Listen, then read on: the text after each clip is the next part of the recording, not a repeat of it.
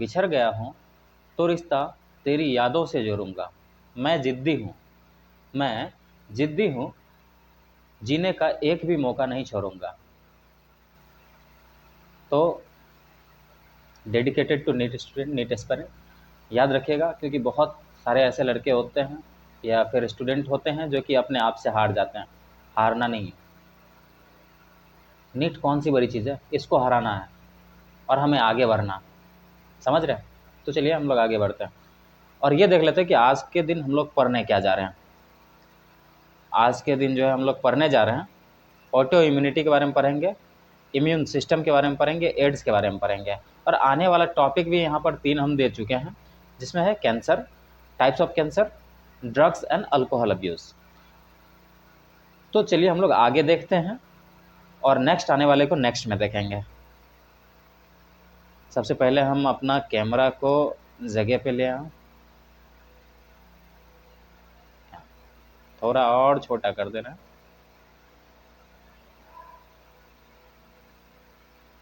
हाँ,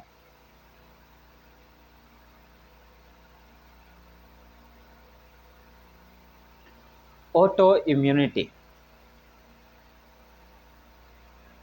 ऑटो याद रखिए, शब्द क्या है, शब्द याद रखिए, auto. Auto means self. Self अगर इसका हिंदी करें तो क्या होता? अपना।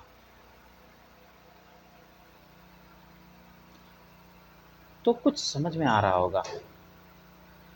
जब इम्यून सिस्टम, हमारा इम्यून सिस्टम हमारी बॉडी के विरुद्ध ही काम करने लगे तो उसको कहते हैं ऑटो इम्यून। ऑटो इम्यून, समझ में आ रहा? तो ऐसे ही डिजीज के बारे में पढ़ने जा रहे हैं, ऑटो इम्यूनिटी जिसको कहते हैं हम। तो अब देख लीजिए यहाँ पर क्या लिखा हुआ है। Memory based acquired immunity evolved in higher vertebrates based on the ability to replicate, माफ कीजिएगा, differentiate foreign organism pathogen from self cell।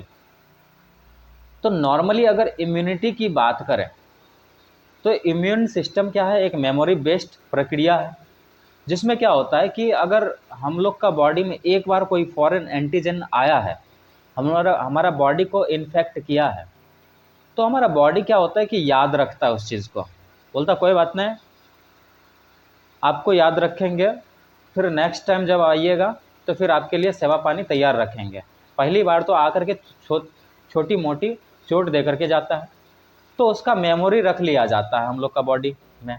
और फिर नेक्स्ट टाइम अगर वही एंटीजन आता है, वही फॉरेन एंटीजन हम लोग का बॉडी को अटैक करता है, तो उसके विरुद्ध ढेर सारे एंटीबॉडीज़ को छोड़ते हैं हम लोग का शरीर और उसको वहीं पर नष्ट कर देते हैं।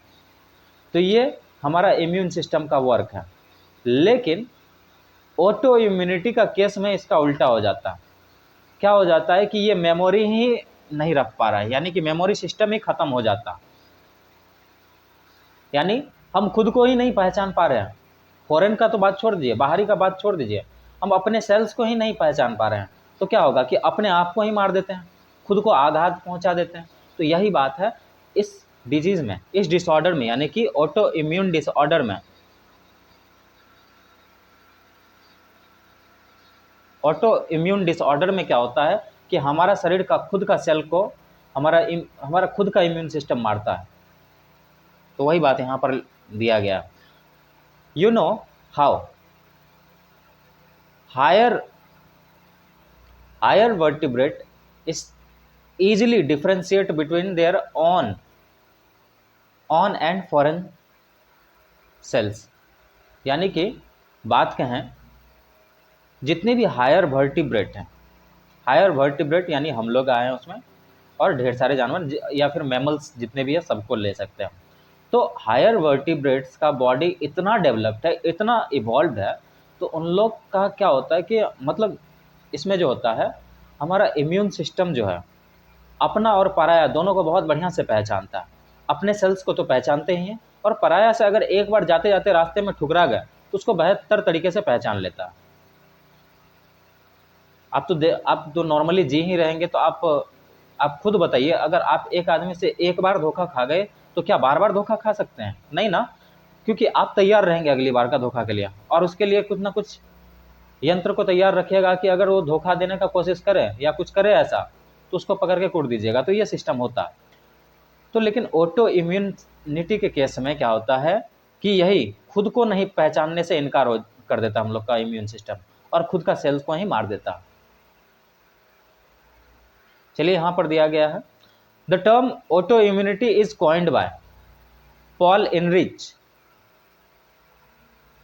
ठीक, autoimmunity is defined as humoral और cell mediated immune response against self antigen.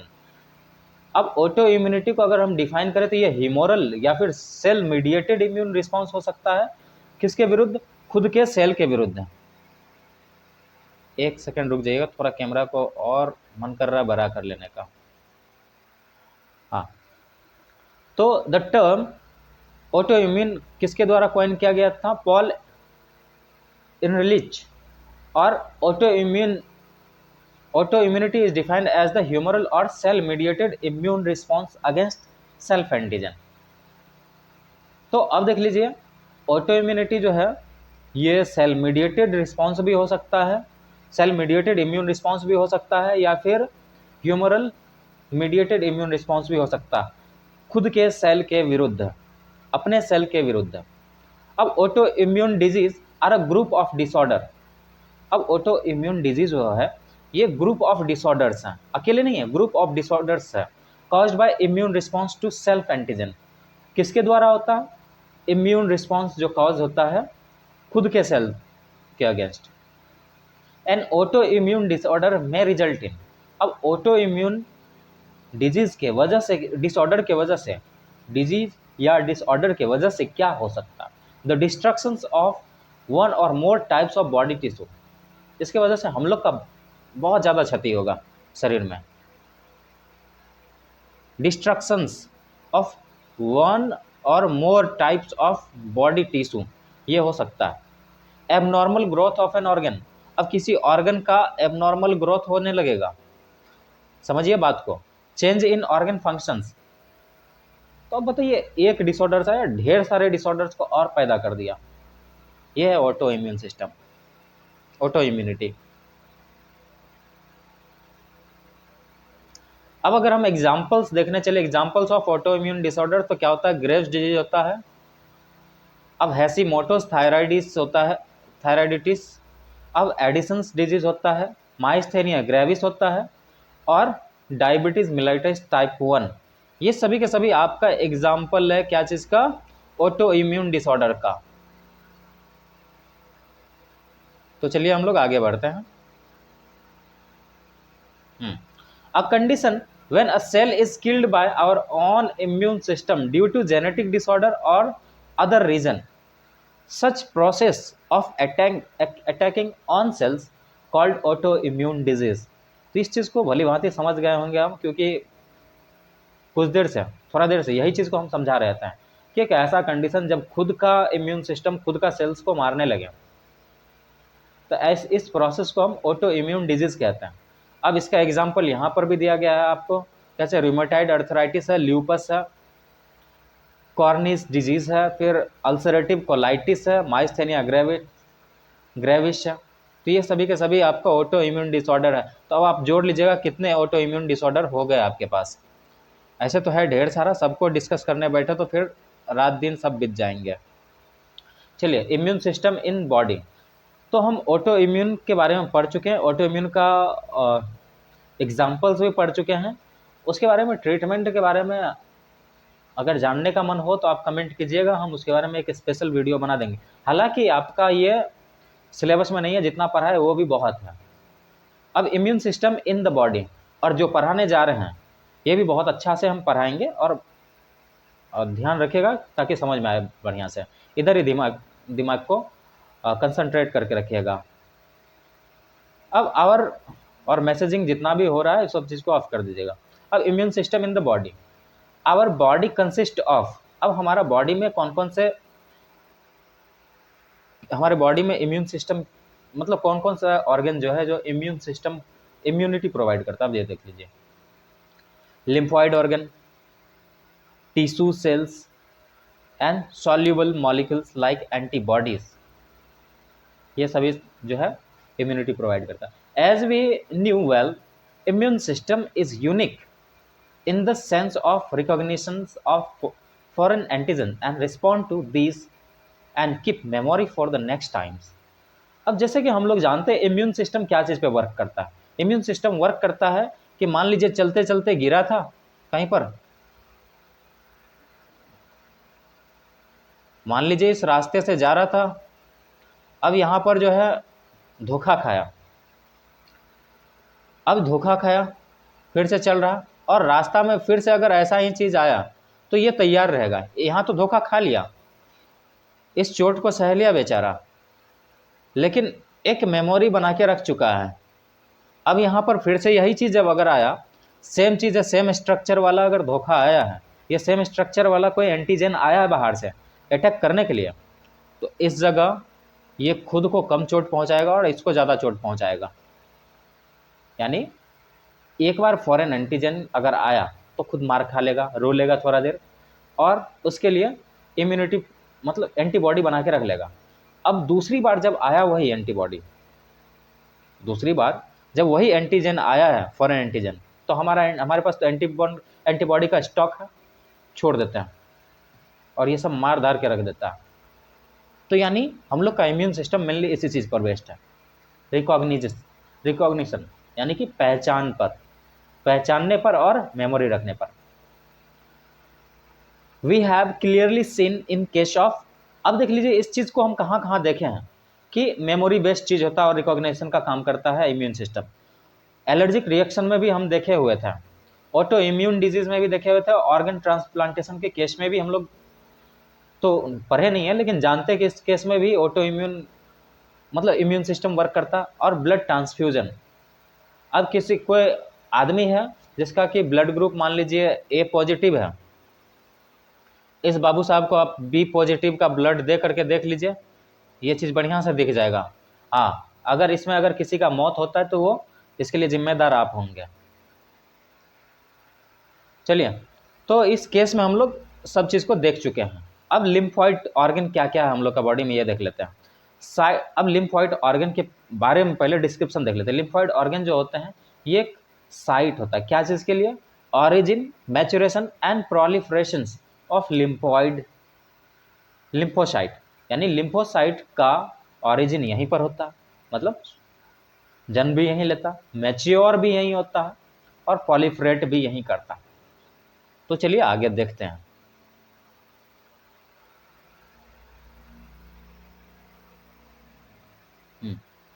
अब देख लीजिए प्राइमरी लिम्फॉइड ऑर्गन, और प्राइमरी लिम्फॉइड ऑर्गन के बारे में पहले पढ़ लेते हैं। अब प्राइमरी लिम्फॉइड ऑर्गन की अगर बात करें तो वो क्या है? बोन मैरो है और थाइमस है। आपको याद होगा, आप बचपन से पढ़ रहे होंगे कि जन्म के साथ ही थाइमस ग्लैंड होते हैं, और बचपन में थाइमस ग्लैंड जो होते हैं वो बड़े साइज का होते हैं। तो हियर से इम्यून, अब देखिए बोन मैरो में आपको पता है कि हर एक टाइप का सेल्स बनता है। तो अब यहाँ पर हम प्राइमरी लिम्फॉइड ऑर्गन के बारे में पढ़ लेते हैं, यानी कि इनडायरेक्टली कहें तो बोन मैरो और थाइमस के बारे में पढ़ लेते हैं। Here's immature lymphocyte differentiate into antigen sensitive lymphocyte.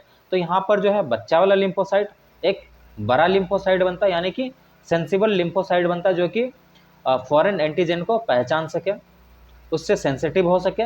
After maturation it move to secondary lymphoid organ. अब सेकेंडरी लिम्फॉइड ऑर्गन आपका क्या है? आपके बॉडी में स्प्लीन है, आपके सेकेंडरी लिम्फॉइड ऑर्गन स्प्लीन है, लिम्फ नोड है, टॉन्सिल है, Peyer patches in intestine and appendix है। ये सभी के सभी आपके सेकेंडरी लिम्फॉइड ऑर्गन है।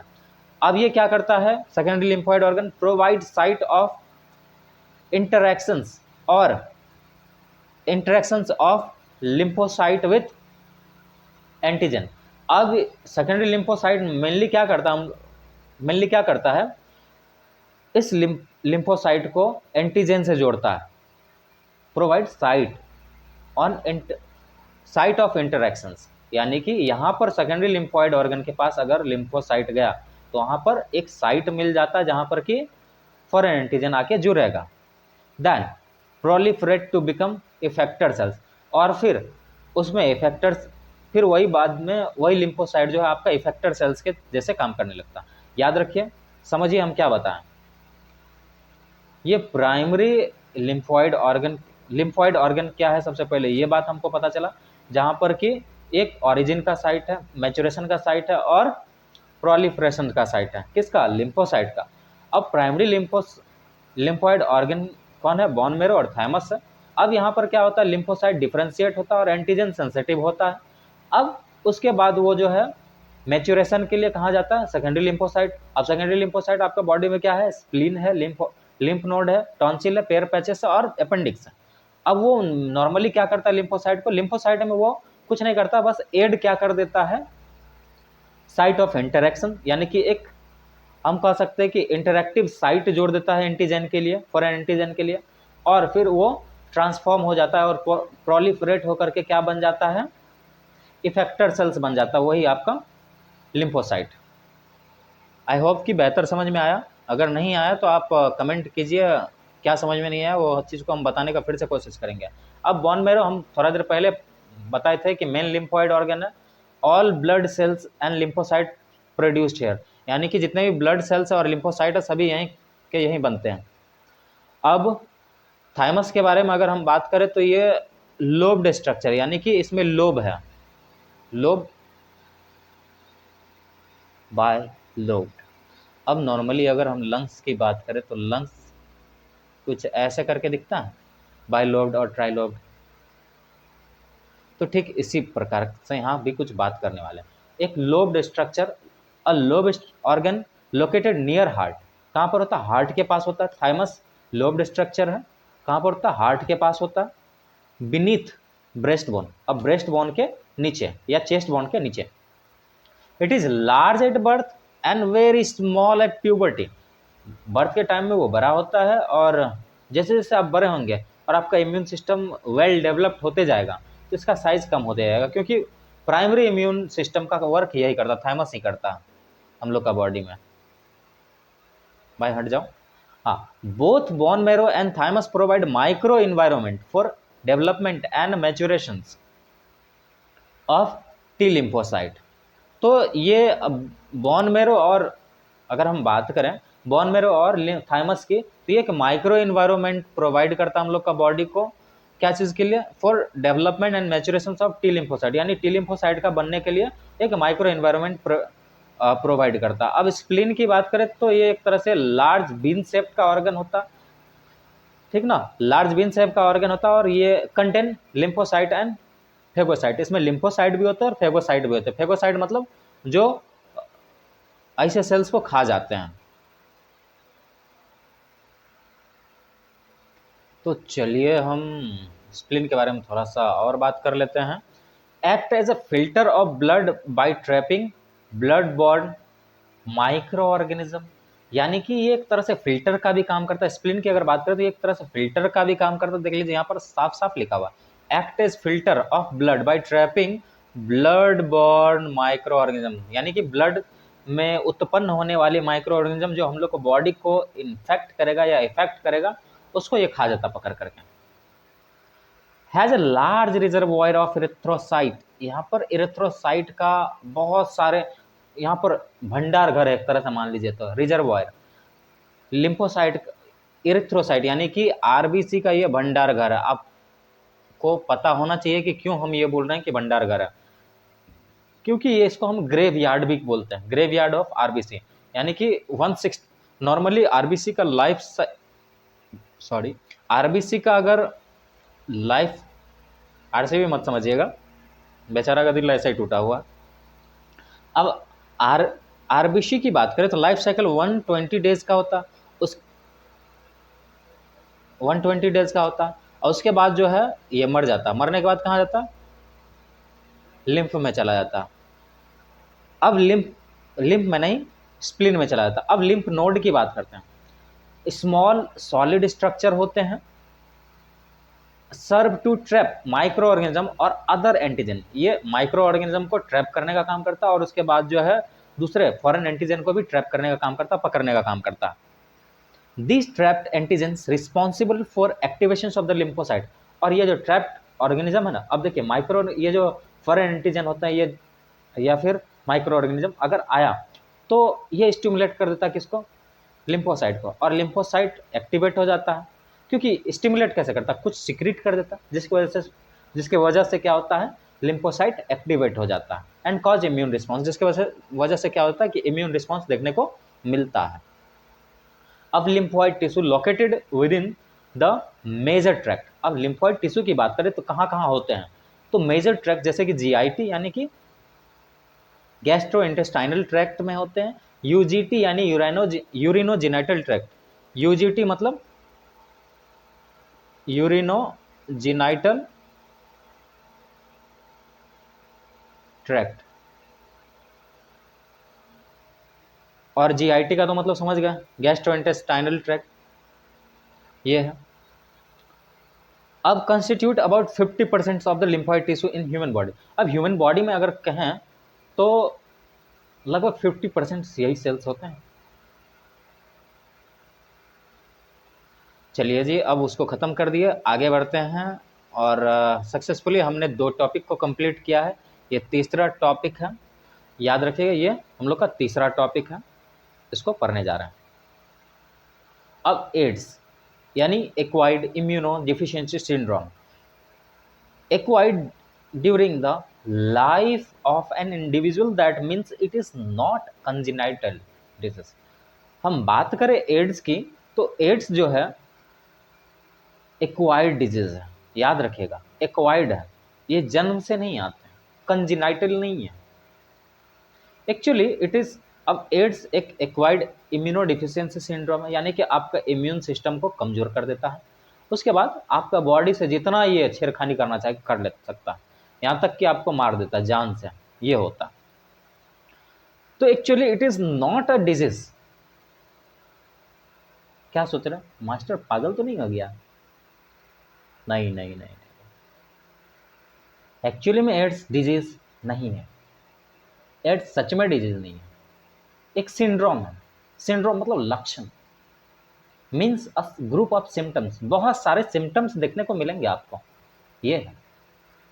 अब पहली बार डिटेक्ट हुआ था 1981 में, कहाँ पर, यूएसए में, और फिर आने वाले 25 या 45 साल के अंदर ये पूरे वर्ल्ड वाइड में फैल गया और इसके वजह से लगभग 25 मिलियन से ज़्यादा आदमी मारे गए, याद रखिएगा। Caused by human immunodeficiency virus, और किसके द्वारा काउज होता है, एचआईवी वायरस के द्वारा काउज होता है, जिसको हम लोग क्या कहते हैं, human immunodeficiency virus. A members of a group of virus called retrovirus. कौन सा वायरस का ग्रुप है, रीट्रो वायरस का ग्रुप है। देवियों एंड सज्जनों याद रखिएगा, ये देख लीजिए एड्स का पेशेंट का क्या हाल, और ये देख लीजिए डॉक्टर चेक कर रहे हैं, और यहाँ पर देख लीजिए एड्स का पेशेंट का क्या होता है, रेड्यूस टू स्केलेटन। अब ट्रांसमिशन ऑफ एचआईवी इन्फेक्शन कैसे ट्रांसमिट होता है, इस चीज़ को समझना जरूरी होता है। अब अगर आप पूछेंगे तो क्या होता है, ये सेक्सुअल कंटैक्ट, सबसे देखिए पहला बात तो यही आएगा, sexual contact with infected persons, transfusions of contaminated blood and blood products. अब हम कंटामिनेटेड ब्लड को ट्रांसमिट कर रहे हैं कि पेशेंट में या फिर एक इंसान में, या फिर कुछ ब्लड प्रोडक्ट को ट्रांसमिट कर रहे हैं, तो इस वजह से ट्रांसफ्यूज कर रहे हैं विदाउट हैविंग प्रॉपर केयर, तो इस समय हो सकता है and infected mother to child. फिर से दिमाग में आ रहा हो कहीं मास्टर का दिमाग किसका हुआ तो नहीं है जी? नहीं। अब क्योंकि हम थोड़ा देर पहले कंजेनाइटल नहीं है ये बात का प्रमाण दिए थे, तो जी हाँ वही बात तो है, कंजेनाइटल नहीं है, क्योंकि मदर इन्फेक्टेड है तो प्लासेंटा के थ्रू बच्चे में आने का चांसेस बनता है गुरु, बुझे? People with multiple sexual partner have higher risk of infections. भाई एक मिले उससे शांत रहो, दुनिया घूमने मत चलो, नहीं तो फिर समझ लो क्या होगा। हाँ, दूसरी बात, अगर HIV क्या क्या चीज़ से नहीं फैलता, एक मिथ जो है इस चीज़ को हटा दीजिएगा। अगर HIV पेशेंट आपको छूता है, आप निश्चिंत रहिए कि आपको नहीं होगा।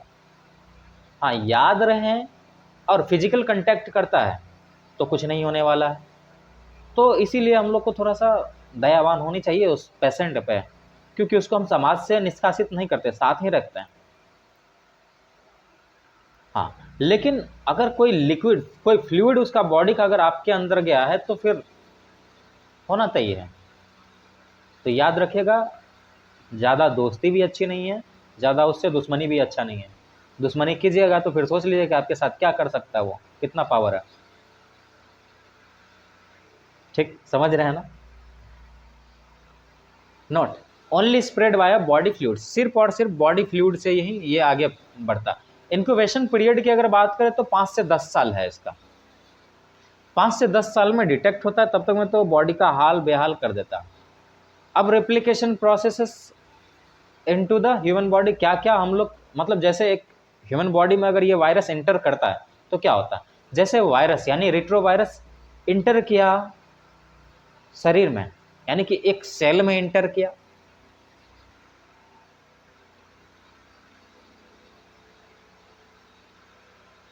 अजब है, अरे पाऊ खा रहा पेन। हाँ देख लीजिए, यहाँ से बना दे रहे हैं गुरु, क्योंकि ये सभी के सभी जो है आपका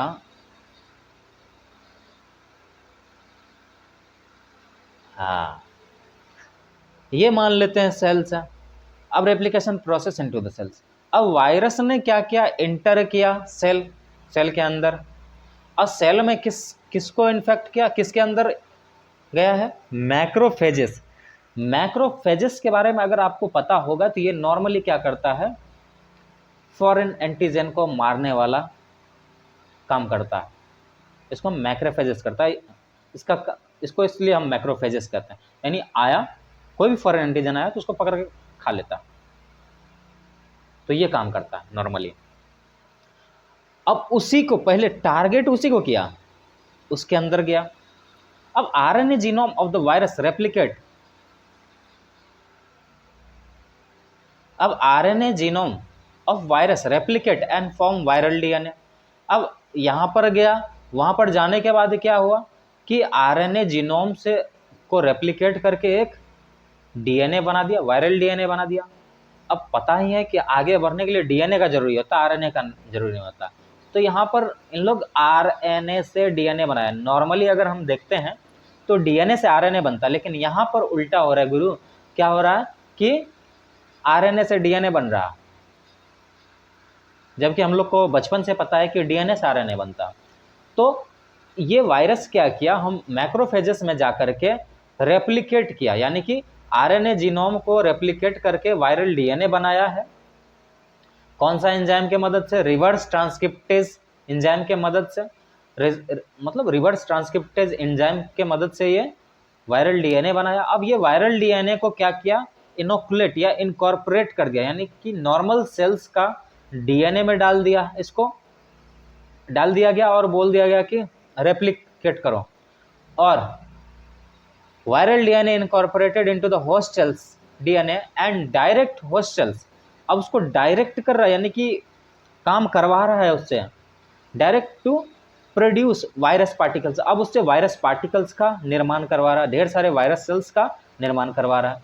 the macrophages continues to produce virus as like HIV factory. अब जो है मैक्रोफेजेस इस तरीके से काम कर रहा है जैसे कि मान लीजिए मैक्रोफेजेस एक फैक्ट्री, HIV फैक्ट्री है, ढेर सारे HIV सेल्स को प्रोड्यूस कर रहा। नाउ अब दूसरा उसका टारगेट है हेल्पर टी सेल्स, जो याद रखता, जो हेल्प करता।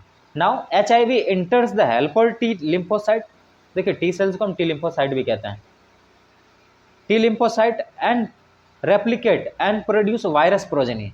अब टी सेल्स में क्या, ढेर सारे वायरस प्रोजेनी बना दिया, and progeny virus release in the blood, attack other T lymphocyte, other helper T lymphocyte. अब ढेर सारे प्रोजेन, एक टी हेल्पर को पकड़ा, उसमें गया, ढेर सारे प्रोजेनी को बनाया, और इस प्रोजेनी बनने के बाद उसको ब्लड में छोड़ दिया गया, और ब्लड में जाकर के फिर दूसरा टी हेल्पर लिम्फोसाइट को पकड़ा और उसको मार दिया। तो ये साइकिल रिपीटेड चलते रहता चलते रहता चलते रहता, जिसकी वजह से क्या होता, leading to progressive reduces in the number of helper T cells, helper T lymphocyte। यानी हेल्पर टी लिम्फोसाइट का मात्रा इतना कम हो जाता हम लोग का शरीर में कि मान लीजिए अब ये हम लोग का शरीर को सता देगा, सता के रख देगा, मार के रख देगा। सताते हो क्यों। हाँ, अब देख लीजिए, इसी चीज़ को जो हम पढ़े थे वहाँ पर चार्ट के हेल्प से अब इसको डायग्राम के मदद से पढ़ लेते हैं। अब रेट्रोवायरस ये है, अब viral DNA core protein coated, हाँ वायरस के ऊपर प्रोटीन कोट होता है, याद रखिएगा ताकि जल्दी नष्ट ना हो। वायरस इन्फेक्ट नॉर्मल सेल, अब ये नॉर्मल सेल्स है आपका, ये एक नॉर्मल सेल से इसको इन्फेक्ट किया। अब यहाँ पर क्या viral DNA is introduce into the host cell, अब इंट्रोड्यूस किया गया है। अब viral DNA produced by reverse transcriptase, अब जैसे होस्ट सेल के अंदर आया, अब यहाँ पर क्या किया, रेप्लिकेट करेगा किसके मदद से, रिवर्स ट्रांसक्रिप्टेज के मदद से रेप्लिकेशन किया और वायरल डीएनए बना दिया। अब वायरल डीएनए को क्या किया गया, viral DNA incorporate into the host genome, अब इस वायरल डीएनए को होस्ट जीनोम में डाल दिया गया। अब उसको बोला गया कि ढेर सारे हमको वायरल सेल्स चाहिए, तो अब सेल्स तो बना दिया। अब new viral RNA is produced by the infected cell, अब इन्फेक्टेड सेल से ढेर सारे आरएनए वायरल आरएनए बना और वो फिर न्यू सेल्स को मार रहा है। तो ये प्रोसेस है, बहुत ही फेटल डिजीज है, बहुत ही खतरनाक है, जानलेवा है।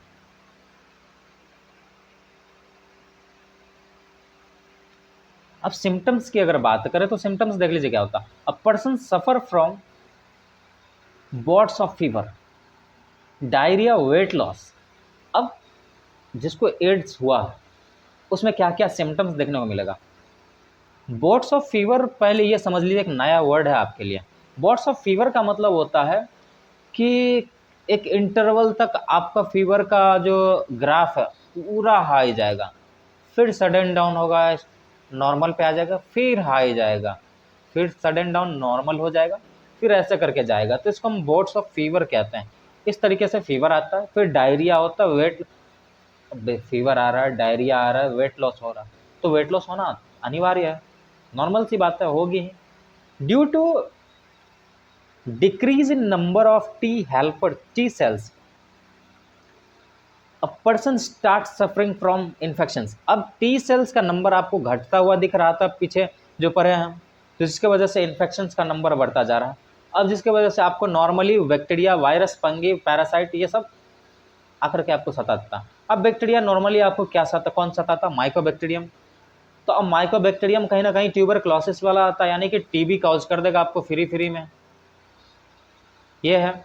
अब वायरस आकर के, दूसरा वायरस भी आकर के आपको सता देगा, कॉमन कोल्ड वाला भी सता देगा, इन्फ्लुएंजा वायरस आकर के सता देगा, तो ये है। अब फंगी भी आकर के आपको सता देता, फिर पैरासाइट जैसे कि टॉक्सोप्लाज्मा आकर के ये अपना टॉक्सिक निकाल करके आपको पगला देगा।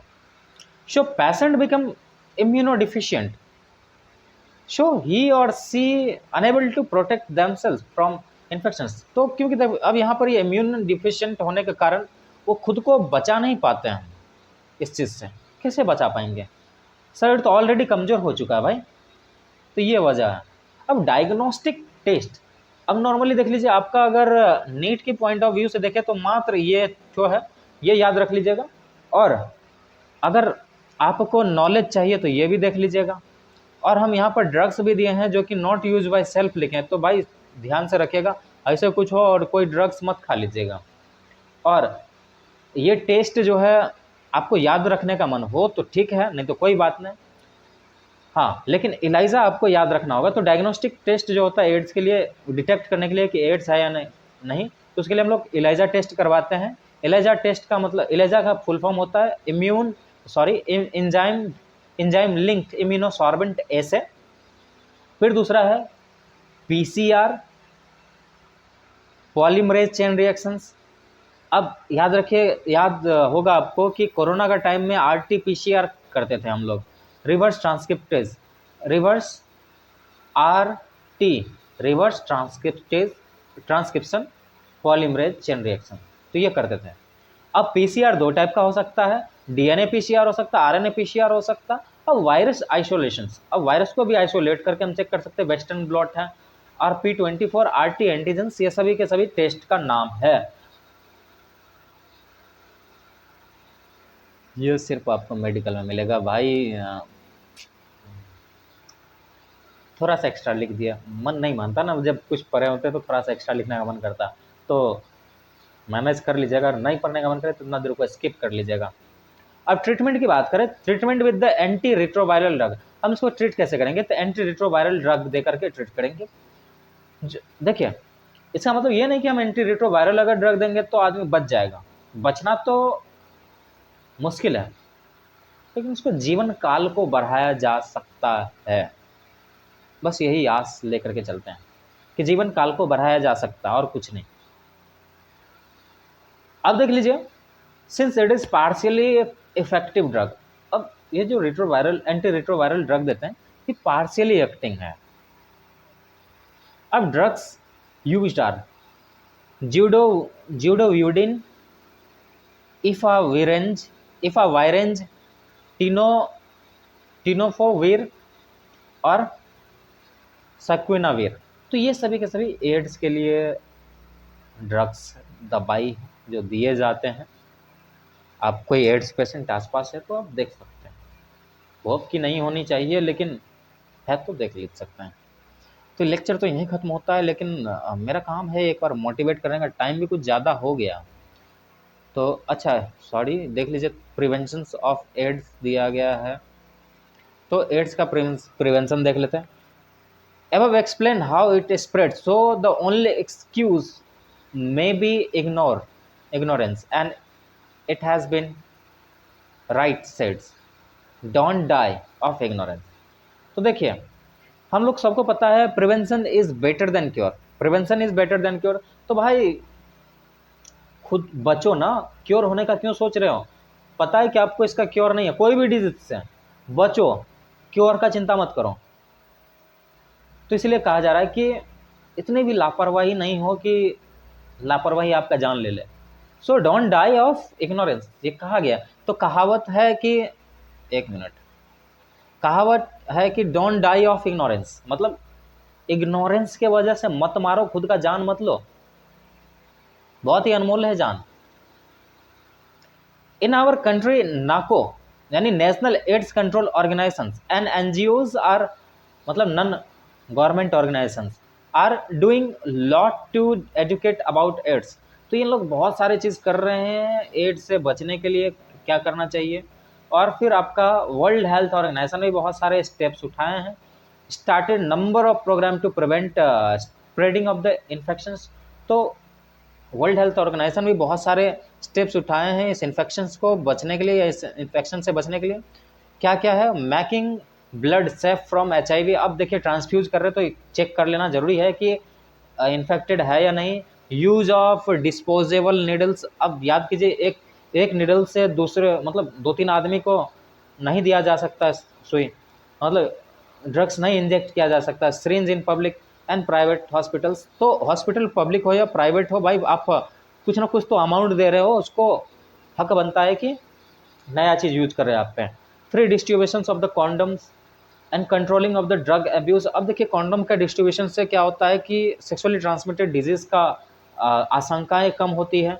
और फिर कंट्रोलिंग ड्रग्स अब्यूज़, फिर ड्रग्स अब्यूज़ को कंट्रोल कर सकते हैं। एडवोकेटिंग सेफ सेक्स, अब इसको अगर हम कंट्रोल करेंगे तो अब याद कीजिए कि मल्टीपल पार्टनर, मतलब एक आदमी जो है दोस्त के बीच में एक ही निडल से जो ड्रग्स ले रहे हैं वो बचेगा और इंसान का लाइफ बचेगा। तो ये है advocating safe sex, regular checkup for HIV and susceptible populations. अब रेगुलर चेकअप करवानी चाहिए और देखना चाहिए कि कोई अगर ससेप्टिबल है तो फिर देखा जाएगा। तो नेक्स्ट लेक्चर में आने वाले जो हम कैंसर के बारे में पढ़ेंगे। दिन कुछ यूं गुजरता है, दिन कुछ यूं गुजरता है, जैसे एहसान उतारता है कोई। दिन कुछ यूं गुजरता है, जैसे एहसान उतारता है कोई। दिल में कुछ यूं संभालता हूँ गम को, दिल में कुछ यूं संभालता हूँ गम को, जैसे जेवर संभालता है कोई, जैसे जेवर संभालता है कोई। आईना देखकर तसल्ली हुई, आईना देखकर तसल्ली हुई, जैसे हमको इस घर में जानता है कोई, जैसे हमको इस घर में जानता है कोई।